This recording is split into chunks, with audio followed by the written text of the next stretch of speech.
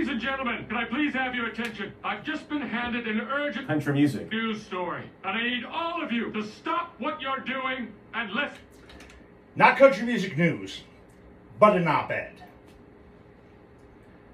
I don't need Post Malone playing the Bluebird Cafe. I don't need Post Malone screwing up Joe Diffie covers with Hardy and Morgan Wallen on the CMA Awards. I don't need Post Malone shutting down Lower Broadway in the middle of the day to record some lame music video with Luke Combs.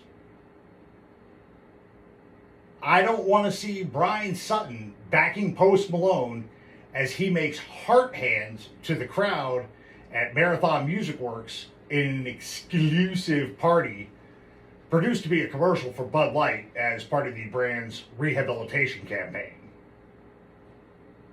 I mean, Post Malone, Post Malone, Post Malone. His country album, F1 Trillion, isn't even out until next month. And he's already dominating the narrative at a time when country music was finally dominating much of the narrative in popular music all on its own. And with some of the best music it's produced in the last 20 years.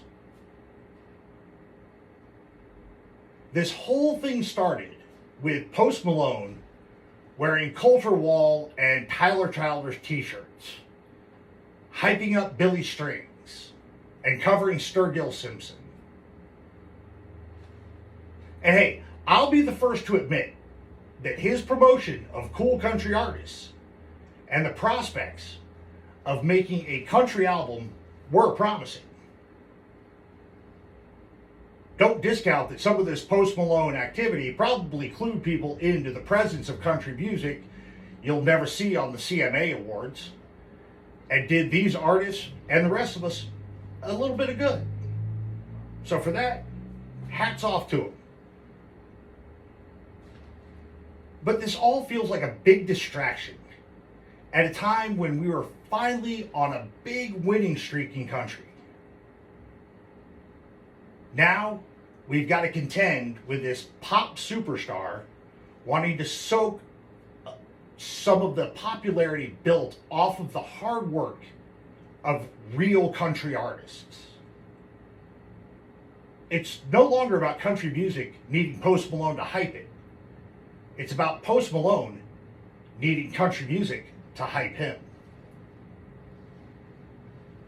And that's what's happening at the expense of all great music coming out right now as the media and public gravitate towards the shiniest object. Or in this case, the one with the most face tattoos. Please, don't take this as gatekeeping necessarily. If Post Malone wants to make a country album, he has every right to do so. But it feels like we're heading towards the same false alarm we had with Beyonce, which still has people tripped up in believing that she made a country album. All the stuff we've heard so far from Posty's F1 Trillion album would be fair to slot as, say, Southern pop at best. It's probably fair to expect that, to be the lion's share of the project. It's also been very much within the American major label system and the corporate brand mainstream. But I'll let you judge for yourself.